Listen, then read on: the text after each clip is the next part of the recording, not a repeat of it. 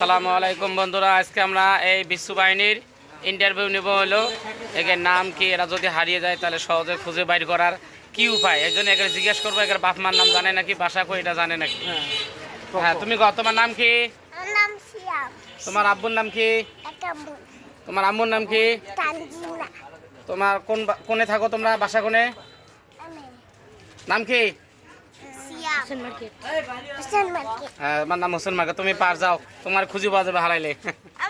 তারপরে তুমি কও তোমার বাড়ি হলো নাম, ওই ওইটা কইলে তোমার আব্বুর নাম কও। তোমার আব্বুর নাম কও, তোমার নাম কও। আমার নাম ইয়াসিন। হ্যাঁ,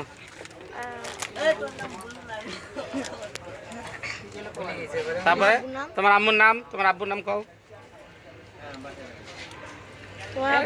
হারাইলে খুঁজে পাওয়া যাবে না, কিছু হারে না। তুমি কোন স্কুলে পড়ো? সোনাবান। কোন ক্লাসে?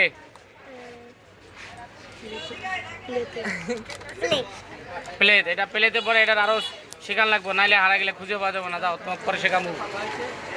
তোমার নাম কি? আব্দুর রহিম বাসা। তোমার আম্মুর নাম কি?